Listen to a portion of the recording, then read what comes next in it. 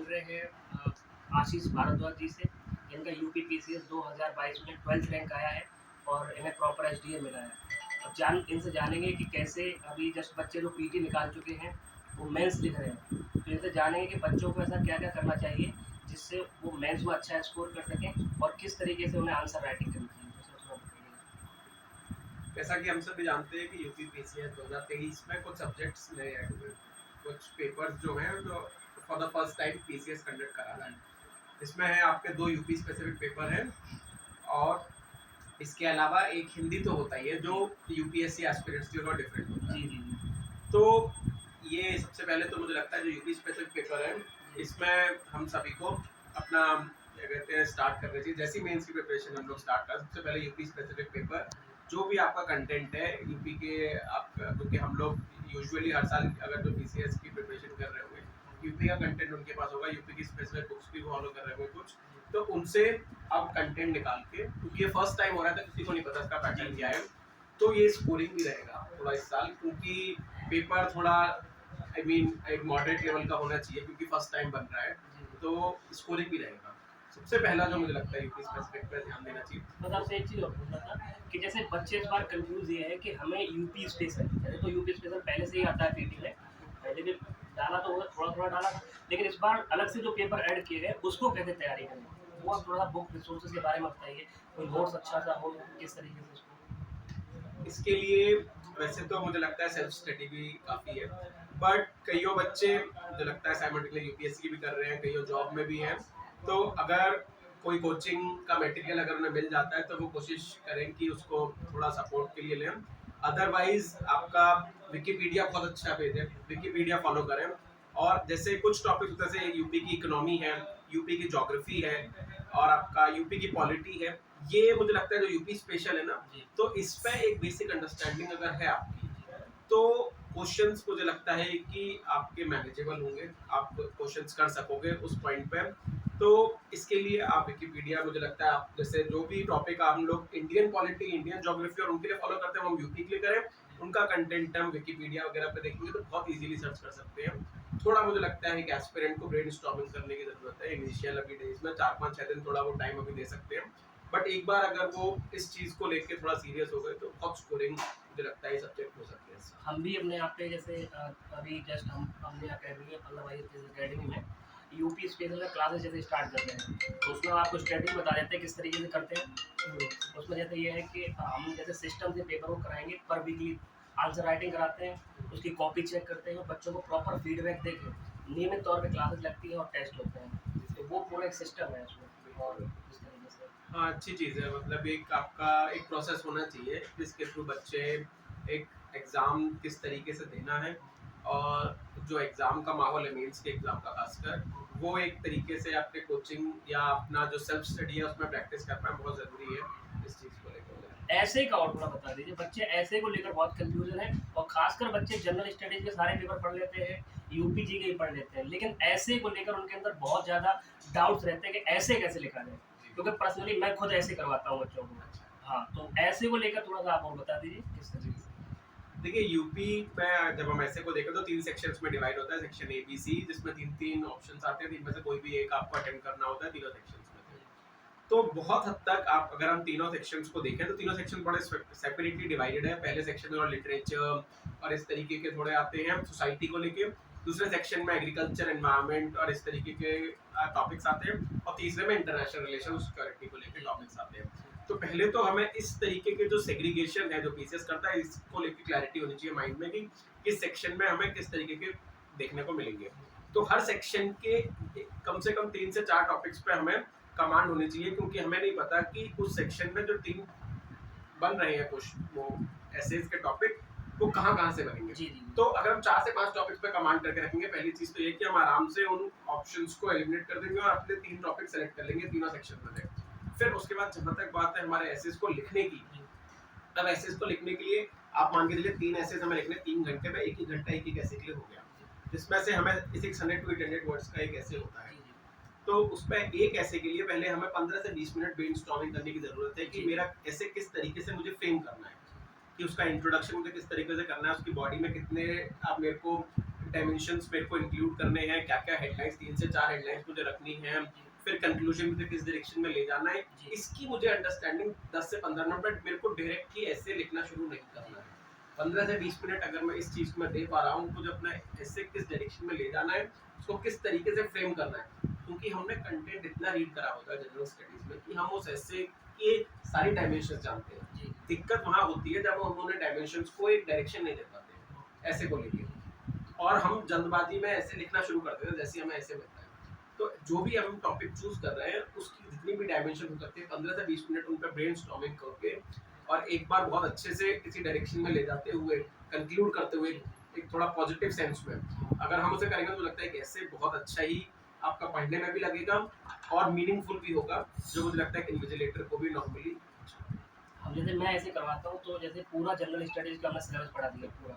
General studies के सारे papers को पढ़ाने में, क्योंकि जैसे आपने बताया कि ऐसे तो हर सब्जेक्ट से आता है। पूरा कंप्लीट कराने के बाद हम लोग 15 से 20 क्लासेस लेते हैं। जैसे आंसर फ्रेमिंग करवाते हैं पूरा, 10 से 15 प्रॉपर आंसर लिखवाते हैं, चेक करवाते हैं। फिर बच्चों को छोटे-छोटे ऐसे देते हैं स्टार्टिंग में, ताकि जो उनका जो अंदर जो थॉट्स है वो निकल के आए लगातार।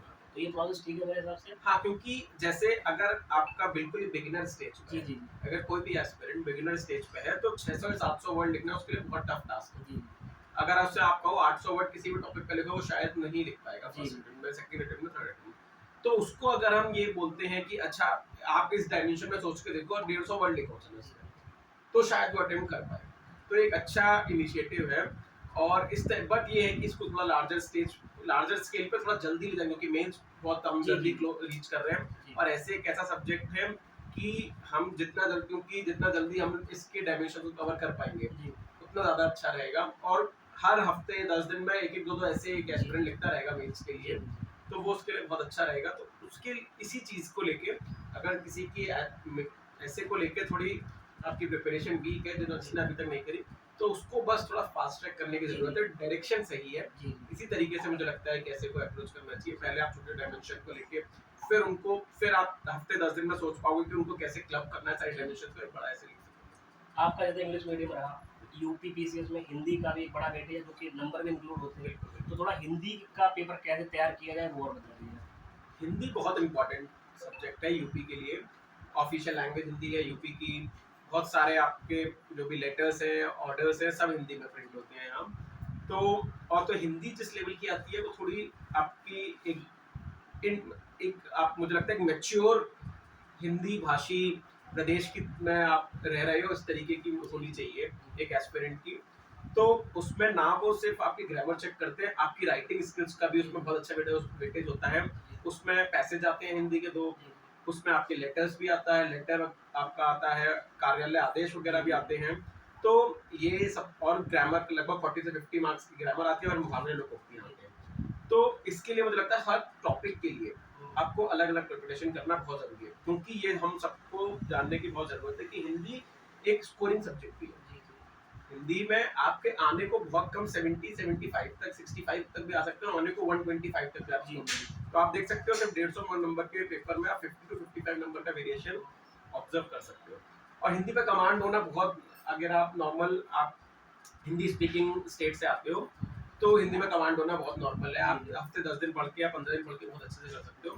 तो सबसे पहले तो मुझे लगता है ग्रामर से स्टार्ट करना चाहिए, क्योंकि ग्रामर ऐसा है जैसे विलोम शब्द आते हैं, उपसर्ग प्रत्यय आते हैं, और आपको अशुद्ध शब्दों को शुद्ध करो, ये सब भी आता है हमारे पास। तो बट इसके लिए हमें बहुत सारा पढ़ना पड़ेगा, क्योंकि विलोम शब्द भी कम से कम 100 150 200 250 हम लोग पढ़ेंगे और रिवाइज कर पाएंगे तब वो।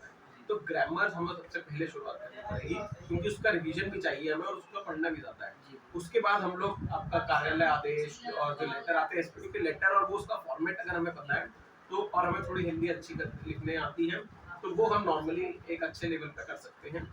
उसके बाद हम लोग मुहावरे लोकोक्तियाँ भी आती हैं। तो मुहावरे लोकोक्तियाँ एक इम्पॉर्टेंट पार्ट इसलिए कि 14 से 15 मुहावरे में 10 हमें लिखने होते हैं उसमें से, और वो मीनिंग लिखने के बाद उसका हमें सेंटेंस लिखना होता है। तो अनटिल एंड अनलेस वो मीनिंग क्लियर नहीं हो पा रहा हमें, तो उसका स्टेटमेंट गलत ही होगा। और वो 3 नंबर का है, वो अगर आपका मीनिंग गलत है तो वो स्टेटमेंट गलत है, आपका 3 नंबर पूरे मिलेगा। तो ये जो ग्रामर और जो मुहावरे लोकोक्ति पार्ट है, ये थोड़ा गेम चेंजर होता है हिंदी में, क्योंकि गद्यांश का आपको उसका आपको मीनिंग लिखना और उसको एक समराइज करना वो एक नॉर्मल तब भी एक एस्पिरेंट लिख सकता है, बट ग्रामर और जो मुहावरे ये बहुत स्कोरिंग होता है, ये याद इसलिए करना पड़ेगा। हाँ ये याद कर, इसलिए मैं सबको सारे एस्पिरेंट्स को जो मेंस लिख रहे हैं इस साल, मैं चाहूंगा कि वो शुरुआत इस लेवल से करें कि पहले मेंस में आपका जो हिंदी सब्जेक्ट है उसमें ग्रामर और मुहावरे लोग होती है, इनको बहुत ज़्यादा अच्छे से अभी से शुरू कर दें, और टाइम टाइम हर दिन आधा घंटा भी दें, 10-15-20 मिनट भी दें, इसको रिवाइज करते करते 100 नंबर तो मैं श्योर शॉट बता रहा हूँ, अगर जो बच्चा इस डायरेक्शन में जा रहा है हिंदी को लेके वो ला सकता है, और बहुत स्कोरिंग है, और मुझे लगता है आप अगर 100 से ऊपर आ रहे हो तो आपका 100% इंटरव्यू कॉल जी, ये एक क्वेश्चन और है लास्ट।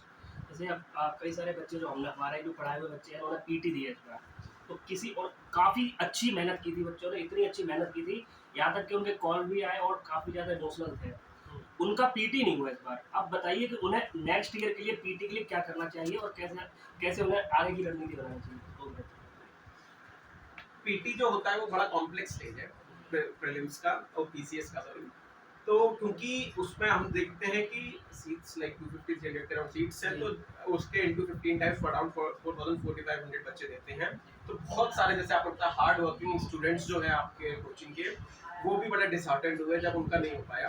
तो ये एक अनफॉर्चुनेट बड़ा इंसिडेंट है, क्योंकि जब इतने कम सीट्स में इतने लिमिटेड बच्चों को लेना है, तो बहुत ज़्यादा हार्ड वर्किंग बच्चे भी कई बार उस स्टेज पे नहीं पहुंच पाएंगे मेंस देने वाले, तो उनके लिए आई मीन मैं तो बहुत ज़्यादा आपके साथ सिंपैथाइज करता हूँ, और बट ये है कि अब इस फेलियर जो हुआ है उससे आप जितना जल्दी हो सकता है लर्न करें और अपने करेक्ट कर सकें मिस्टेक, जो भी एनालाइज करें, क्योंकि आंसर की ऑफिशियल आंसर की भी आ चुकी है, अब एनालाइज करें कि कहाँ कहाँ कौन कौन से टॉपिक्स में वो वीक रहेगा, जहाँ जहाँ गलतियाँ हुई। तो सबसे पहले तो मुझे लगता है फर्स्ट स्टेज ये एनालाइज करना अपना पेपर, जो प्रीलिम्स को मान लो आपके जैसे 85 क्वेश्चंस आपका नेट सही हो रहे हैं, तो कौन से टॉपिक से ज्यादा सही हुए, कौन से टॉपिक से ज्यादा गलत हुए, ये एनालाइज करने की जरूरत है। सबसे पहले जो टॉपिक सबसे वीक रहा है मेरा, उस पर कमांड करने की जरूरत है बहुत ज्यादा, शुरुआत मुझे यहाँ से करनी है। दूसरा जो मुझे है कि आपका करंट अफेयर्स अगर हम देखें क्वेश्चन, जो पीसीएस के लिए बहुत इंपॉर्टेंट है, हमारा अच्छा बेटा जाएगा। हर साल लगभग आप मान के चलिए, इस साल तो था ही था वेटेज अराउंड 14 मिनट क्वेश्चंस थे और 35 हर साल में ये रहेगा। पीसीएस का अगर आप पेपर देखें तो पैटर्न रहता है।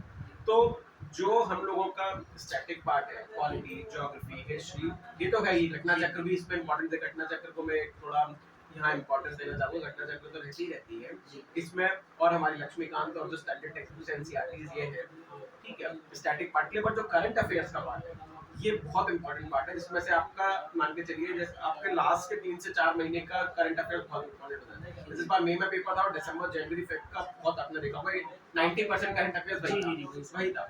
तो वो मुझे लगता है ये बच्चे को एनालाइज करना बहुत जरूरी है। जैसे नेक्स्ट ईयर का आपका प्रीलिम्स का पेपर मई में ही होगा होपफुली, तो उस साल भी दिसंबर जनवरी फेब का करंट अफेयर बहुत इंपॉर्टेंट होगा। ये आपको यही एनालाइज करने का मतलब होता है, जो मैं कह रहा हूँ एनालाइज करने का, कि किस टॉपिक से पेपर क्वेश्चन सबसे ज्यादा बने और किस टॉपिक में किस चीज पे फोकस कराएं। तो ये एनालाइज करें, और मेहनत तो आपने बताया कि मेहनती बच्चे हैं, हार्ड वर्किंग बच्चे हैं, तो वो अपना हार्ड वर्क इस डायरेक्शन में बस करते रहेंगे, तो मुझे लगता है नेक्स्ट ईयर 100% इनका प्रीलिम्स सिलेक्शन होगा। एक सा प्रश्न और पूछना चाहता हूँ। जैसे कई सारी कोचिंगों में ये होता है कि वो बच्चे को लास्ट तक पढ़ाते रहते हैं, लगातार। जैसे पेपर को 20 दिन भी बचे हैं तो वो जानबूझकर सब्जेक्टों को लगाते रहते हैं। और आपके हिसाब से कि बच्चों को प्रीलिम्स से कितने दिन पहले फ्री कर देना चाहिए ताकि वो उसको रिवाइज कर पाए? मिनिमम आपके हिसाब से कितने दिन पहले? अगर आप बच्चे जैसे आपने इनिशियली आए हो आपकी कोचिंग में और आपने पूरा 1 साल का उनको कोचिंग देने की कोशिश करी, और नेक्स्ट ईयर आपको पता है कि अराउंड मई में एग्जाम होने वाला है, तो मुझे लगता है लगभग 30 to 45 डेज उन्हें देने चाहिए बच्चों को, क्योंकि ये चीज़ रियलाइज करने की ज़रूरत है कि सिर्फ पढ़ना या पढ़ाना इम्पोर्टेंट है। जब तक वो चीज़ बच्चों के दिमाग में रहेगी नहीं, तब तक वो चीज़ फ्यूटाइल है। आप कितना भी पढ़ा दो बच्चों को, कितना भी कंटेंट दे दो, जब तक वो बच्चे उस चीज़ को याद ना रखें, और याद वो तभी रख पाएंगे जब वो पहले पढ़ेंगे, फिर रिवाइज करेंगे, एक बार नहीं 2 बार रिवाइज करेंगे। क्योंकि ये चीज़ समझने की ज़रूरत है हम सबको कि जब हम कोचिंग में एक टेस्ट दे रहे हैं या फिर घर पे एक टेस्ट दे रहे हैं और जब एग्जाम में टेस्ट दे रहे हैं, ज़मीन आसमान का अंतर है कि वहाँ आती हुई चीज़ें भी हम भूल जाते हैं। सच्चाई है। तो उस बच्चे को इतना टाइम आप दीजिए कि वो उस माइंडसेट में आ पाए कि जब वो अपना पेपर एक एग्जाम मोड में लिख सके, कि अगर हम उसे इतना टाइम दे नहीं रहे कि वो ट्रांसफॉर्म कर पाए एग्जाम वाले माइंडसेट में, तो वो हम उसके साथ थोड़ा हार्श हो रहे हैं, ये हमें रियलाइज करने की जरूरत है। तो हम अपना जो शेड्यूल बना रहे हैं अपनी कोचिंग का या अपने या बच्चे के हिसाब से जो सेल्फ स्टडी का भी है, तो वो हम इस तरीके से बनाएं कि जो भी हमें टॉपिक रीड करना है वो at least 30 to 40 days prior prelims के हम कर लें, जिससे 30 to 40 डेज कुछ नहीं सिर्फ रिवीजन ही करने को मिले। देखिए सर का बहुत स्पष्ट कहना है कि एग्जाम से 40 से 45 डेज आपको फ्री छोड़ दिया जाए, ताकि आपने जो पहले जो 1 ईयर तक जो पढ़ा है, रिवीजन बहुत इंपॉर्टेंट है। मुझे लगता है कुछ बच्चों का पीटी न होने की वजह का कारण एक यही है, क्योंकि वो पूरा ऐसा पढ़ा था, रिवीजन नहीं क्योंकि किया। ऐसा लगता है जब हम लोगों का रिवीजन नहीं होता है और जब क्वेश्चन हम सामने देखते हैं तो हम लोगों को ये लगता है कि ये क्वेश्चन आता है हाँ, हाँ, जी, जी, जी। क्योंकि ये पढ़ा हुआ है, जी, जी, जी। बट एग्जैक्ट आंसर याद नहीं आ पाता, जी, जी, यही है। क्योंकि एग्जैक्ट आंसर तभी याद आएगा जब आपको रिवाइज होगी चीजें। जी, जी। क्योंकि पढ़ी हुई चीजें पूरे साल में आपने पढ़ी तो हुई होंगी जी, चीजें, जी। बट वो रिवाइज नहीं है तो वो सही आंसर नहीं आए, और इसी चक्कर में कई बार जब सही आंसर में होता है गलत आंसर हम लगा देते हैं, जी, जी, क्योंकि हमें लगता है वो पढ़ा हुआ है, जी, जी। और करना मजबूरी इसलिए रहता है कि हमें लगता है पढ़ा हुआ कैसे छोड़े, सही बात है। और उसमें गलत लगता है, और गलत के चक्कर में नेगेटिव मार्किंग हो जाती है, और नेगेटिव मार्किंग में मैक्सिमम बच्चे नेगेटिव मार्किंग पे ही लगता है, जो अच्छे बच्चे हार्ड वर्क में वो लूज करते हैं। धन्यवाद आपका बहुत-बहुत।